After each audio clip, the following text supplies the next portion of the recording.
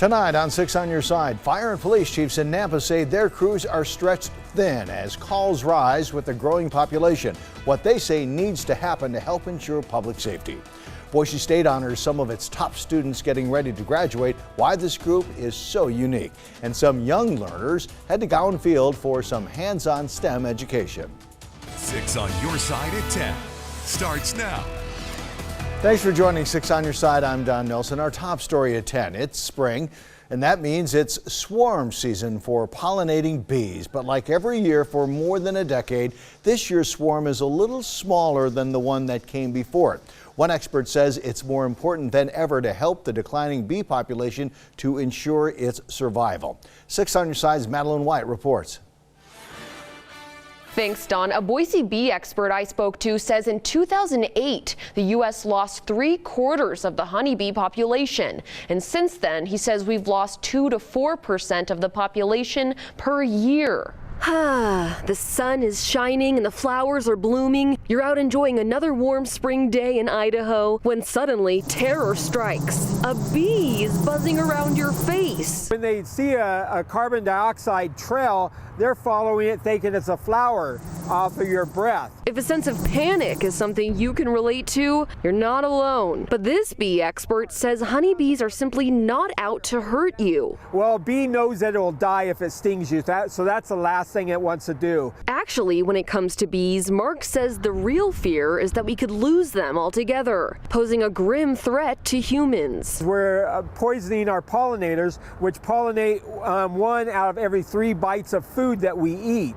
Mark wants you to know, please, if you see a swarm in your tree or elsewhere, you do not need to exterminate them. Call us at Treasure Valley Bee Rescue and we'll go out, we'll catch a colony, we'll put them in a hive so we give them a home. And he'll do it free of charge. Why? We're still seeing quite the drop-off, unfortunately. Idaho's seen its bee population decline in recent years, and nationally too. According to the Bee Informed Partnership, just 2 years ago, beekeepers like Mark in the U.S. lost an estimated 40% of their honeybee colonies. This, he says, can be attributed to a variety of causes like GMO crops and harmful mites, but perhaps most easily preventable, folks exterminating swarms and using chemicals on their lawns. Roundup is one of the worst things you can ever use. He says it gets into the water supply, causing any plant in that area to have the toxic chemical in its nectar. That's the first thing that blossoms is the dandelion, so that's their first food. Sickening the bees as they pollinate. So next time you see one buzzing, be cool. They're just trying to help our ecosystem thrive.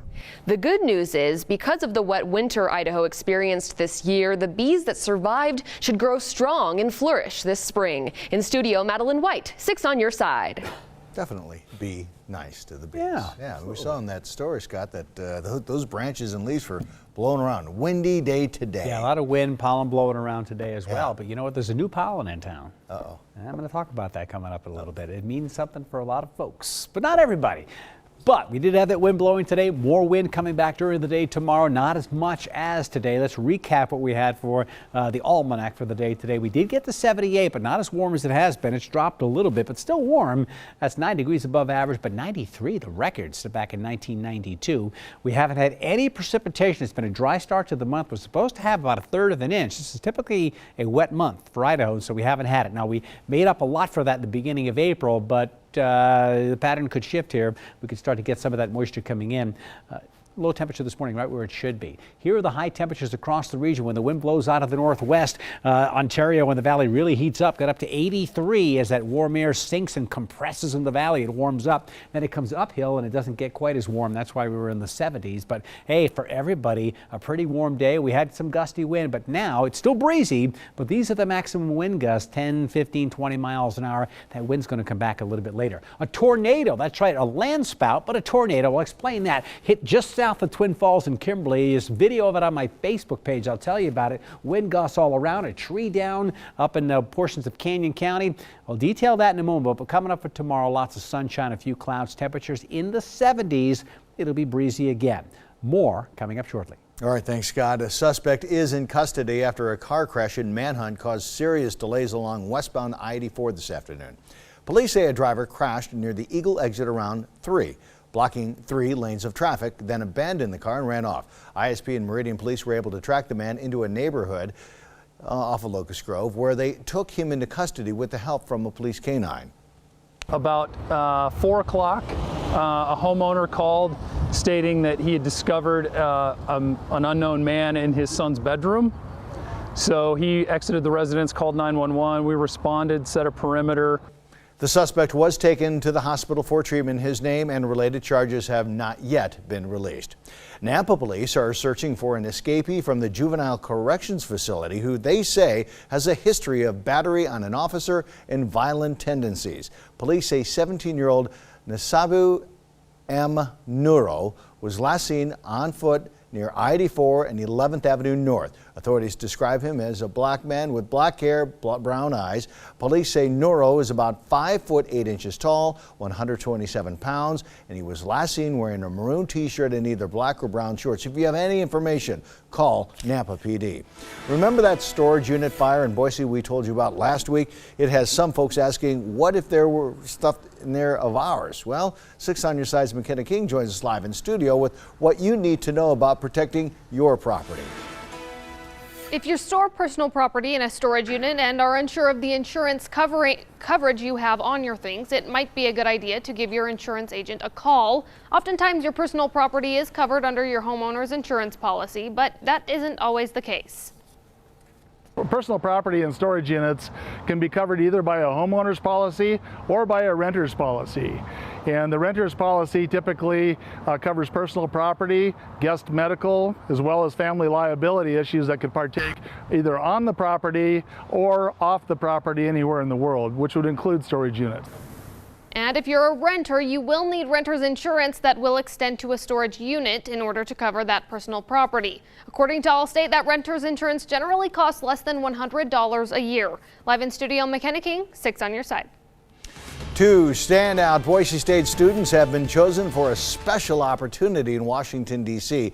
Kelsey Hyslop and Jackson Blackwell will work as interns while also concurrently enrolled in classes. It's part of a new partnership between Boise State and the University of California, Washington Center. The students were selected by the Frank Church Institute and the School of Public Service at Boise State. They'll head to the nation's capital next fall. As classes wrap up for the spring semester, seniors at Boise State are getting ready for graduation on Saturday, but the top 10 scholars will be honored for all of their hard work this Thursday. Anna Silver joins us live from Boise State with something about that group that doesn't happen very often. That's right, Don. All of the top 10 scholars graduating here at Boise State University on Saturday are women. I caught up with 2 of those women to see what they're planning and about their experience here at Boise State. All these powerful, inspiring women doing great things in the world. 10 exceptional women are being honored for their academic success at Boise State University. My family will be here for the first time. The scholars must have a 3.8 GPA or higher to qualify. They're nominated by the dean of their college and they go through a rigorous selection process. One of the scholars says she's going to pursue a PhD in social psychology and specialize in the psychology of peace and prevention of violence. Becoming a professor one day or doing something like working with the UN. She says she works with several organizations to bring awareness about diversity on campus. I'm on the MLK Living Legacy Committee where we celebrate Dr. King's legacy, and there's a lot of students on there that are really trying to push for a more inclusive campus. And she's very grateful for her peers and faculty at Boise State. I'm very introverted, and so it was really hard for me to go to people and ask for help. But once I started doing that, I realized there's just a lot more support than I thought. Janice Witherspoon says she was very honored when she found out she was a top 10 scholar. The first person I emailed was actually our director of forensics, Manda Hicks. And I think the response back was something like, Chiefs in all caps said something to the fact that she's yelling in the dog park because she was so happy. Witherspoon says she's part of the first generation in her family to go to college. Just graduating is something that feels kind of magical and cool. So getting to know that you're part of the top 10 in your class, it's kind of hard to put words to. She says she would like to pursue a career in public service. The highlight at Boise State is the time with the Talking Broncos, Achievements, she says, cannot be done alone. It is through the effort and the care that other people have put into that person as well. And I am so thankful to have the support system I do.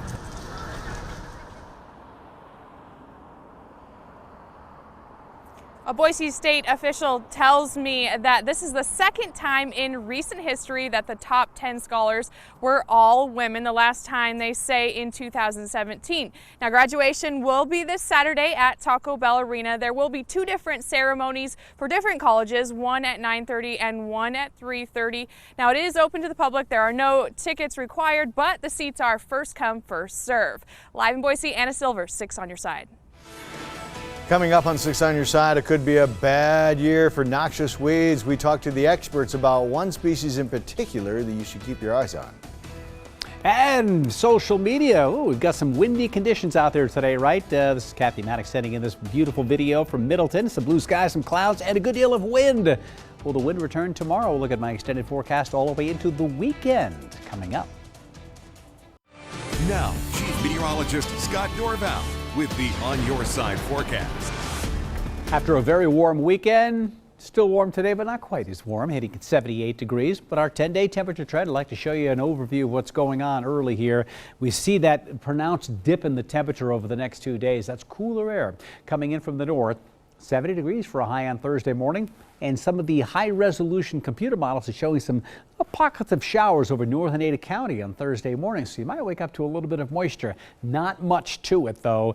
And then it disappears, and a big ridge of high pressure builds in. And there, here we are. Temperatures this weekend, 80 to 85, getting even warmer than we had during this past weekend.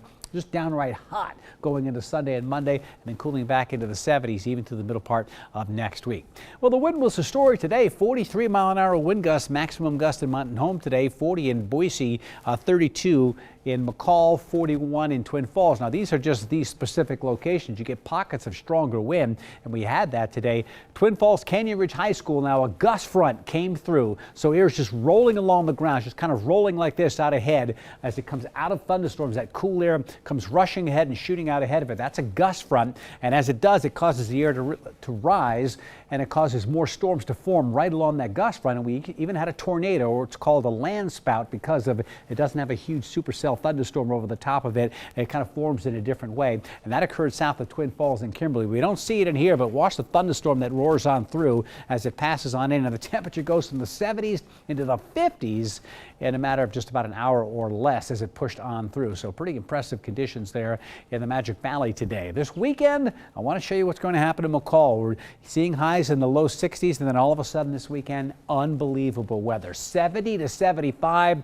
It's going to be getting hot in the valley, so I've dusted off the recreation forecast for outdoor activities in the valley on Saturday. Golfing, green light, fishing, you got a green light, camping, hiking, mountain biking, the same thing. I just have the red light here on swimming. Water's still a little bit chilly out there, certainly, but boy, some great outdoor activities with temperatures soaring into the 80s. You'd be seeking relief from the heat. Well, here it is. This is where the tornado or land spout was. This was south of Kimberly and Twin Falls. And you can check it out. I've shared the video on my Facebook page there. A viewer down here in the Magic Valley posted that. It's a pretty impressive looking site there as that system pushed on through. Everything going to the south. We even had right in here, this was a wind, a tree in northwest Nazarene came down, a large tree from a shower that was trying to form. When the rain falls, it cools and condenses and causes a gust of cold air to come out. That's how that gust front occurred here, and that knocked down that large tree in the Nampa area right there on the northwest Nazarene campus. Dry, cool air is coming in from the north and west. So tomorrow's weather generally coming in this direction, right in here, but then on Thursday morning it's going to back in a little bit and could bring some showers and thunderstorms in early Thursday morning. Then it's gone, and this huge, massive ridge of high pressure will build on in, and that will just send our temperatures soaring up into the 80s by the weekend. So my exclusive true view of tomorrow's weather today, kind of like today, would drop it a few degrees down to about 75 in Boise. The wind will come down a little bit, down to around 20 with gusts of 30 in the afternoon. So it will be similar to today. We're just going to temper things down just a little bit. Still some isolated showers possible in the mountains. Garden Valley, you'll hit 72 tomorrow, 73 in Riggins, and an isolated late day shower, while Stanley and Sun Valley will likely be in the 50s tomorrow with some afternoon showers popping up. In the Magic Valley, it shouldn't be as crazy as it was today, but still in the 60s with that isolated late day shower possible. There's my extended forecast, and it shows the temperature tomorrow 75. The coolest day of the week down 70. My pick day of the week is going to be during the day on hit the button again. You know, sometimes I get too far ahead of Friday we were looking at. Friday. Yeah. 77, about 75 degrees and sunshine, and then it's close to 90 by Sunday. That's crazy. All right. Thanks, Scott. Farmers, ranchers, gardeners are all concerned because experts say this is shaping up to be a bad season for noxious weeds. The spring rain and recent warm temperatures have caused invasive weeds to grow faster than normal, already infesting millions of acres of Idaho land. Whitetops are the big enemy right now. They can spread roots into lawns and gardens, absorb a lot of water and nutrients from the soil, and destroy native vegetation. This is a highly invasive noxious weed, so you don't want it choking out areas. You can see in this area it probably looks like it's been disturbed at some point, so that's probably how it got into here. Once it proliferates, it spreads, and we don't want to choke out our native plants here in the state of Idaho. We do not.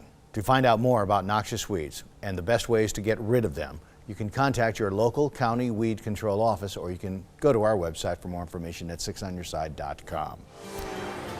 Idaho Transportation Department crews will start repaving a stretch of Highway 55 this week. As we told you, the highway really took a beating this past winter with heavy snow and mudslides, even closing down parts of the road for a time. Crews will be working south of Smith's Ferry, south of Cougar Mountain Lodge. During the work, traffic will be reduced to a single lane. Drivers should plan for delays of about 30 minutes. Crews won't be working during the weekends, though. That's good news, so that all lanes can remain open. The project should be wrapped up by the end of June. Still to come on 6 on Your Side. Every minute and even seconds count. Surging population growth in Nampa has emergency services like police and fire feeling stretched thin. What the chiefs say needs to happen to maintain public safety. 6 on Your Side at 10 continues now. People in Nampa have been experiencing longer emergency response times, but police and fire personnel say there's a good reason. 6 on Your Side's Madeline White reports. Both Nampa fire and police chiefs tell me that with a skyrocketing population and limited staffing, they aren't able to respond to incidents as quickly and effectively as they'd like to. Every minute and even seconds count. When it comes to keeping our neighborhoods safe, we want to be ahead of the curve on the crimes. It's hard to live up to high standards of service. Quite frankly, it's why you got in this job. It's to put the bad guys in jail. When you're stretched so thin. Over the last 12 years, the average number of incidents handled by a single station like this one went from 1,100 to almost 1,700. So while more calls are added to their plate, our guys and gals are working a lot of overtime. Calls often even overlapping. We need to make an intervention very early to raise the success of a positive outcome. The fire department, for one, remains bare bones. This, he says, slows their ability to respond. The average response time is 6 minutes and 43 seconds, which is over the national standard that we want to meet. Fire Chief Carpenter says ideally they'd need about 32 new personnel on their team. We're 12 years without growth in the fire department. The police chief says they could still use a good 30 more officers. We want to do programs that are proactive for the community. Though they got the first new positions they'd gotten in a decade when they got 6 new positions last year. Not trying to put fear into anybody, because we're doing a fine job right now. We can just do that much better if we had that many more resources. And while Nampa's recently boosted impact fees on development will help in funding facilities and equipment, you see throughout our community that we're tactically situated, right? As our stations, we do that on purpose so that we can cut those response times down. The fire station, for one, is hoping City Council will cut them some funding for a small team of new firefighters needed to open a station in southwest Nampa, where he says response times dangerously exceed 6 minutes. The difficulty is Nampa is growing so fast that we are no longer able to keep up tactically in our positioning. If you're interested in more of your tax dollars going to fund new positions in these departments, reach out to your City Council members. Make your voice heard. In Nampa, Madeline White, 6 on Your Side. Coming up on 6 on Your Side, if you want to get kids excited about STEM education, you take them to Starbase, Idaho. We'll explain after the break. Now, the 6 on Your Side Allergy Report, brought to you by Boise Valley Asthma and Allergy Clinic. Okay, here's the change in the pollen count. It's still in the high category, but we're seeing a shift here, at least for today. This is the first count. Grass is up to 47, and that's the core of the pollen. So we may be shifting from the tree pollen to the grass pollen season. When that happens, a lot of different people are affected. So if you haven't been being affected by allergies, but you are now, it may be the grass pollen, and I'll keep you updated as it changes. All right, thanks, Scott. Everyone knows that STEM skills are important, and one of the keys to encouraging kids to enter these lucrative fields is introducing them early. 6 on Your Side's Jessica Taylor joins us from our new digital desk to share how students are learning STEM at Gowan Field. Starbase Idaho just celebrated its 1-year anniversary at Gowan Field. This week, 5th graders from Caldwell are trying their hands at STEM experiments. 5th graders from Caldwell are taking a field trip to Gowan Field to learn about STEM education. Showing them that something like physics is something that's accessible to a 5th grader is really important, because when they hear the word physics later on, they're not going to be scared of it anymore because they've already seen it. Starbase Idaho is a Department of Defense STEM program at Gowan Field. 5th graders at Sacagawea Elementary School are getting a hands-on approach to different components to a STEM foundation like physics and engineering. It's kind of like when you're 3D designing, and it's kind of like Legos because you're putting all the parts onto the spaceship. Engaging students at the elementary level in STEM education helps prepare them for possibly pursuing it later on if they want to.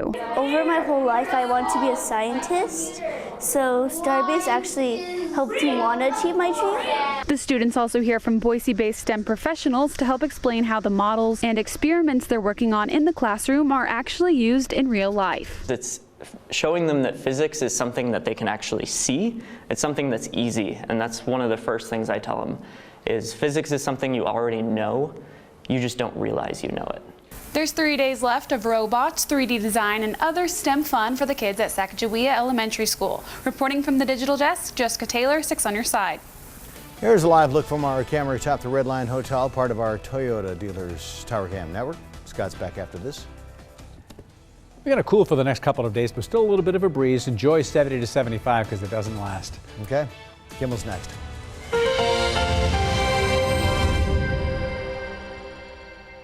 The extended forecast has been brought to you by Steve's Hometown Toyota.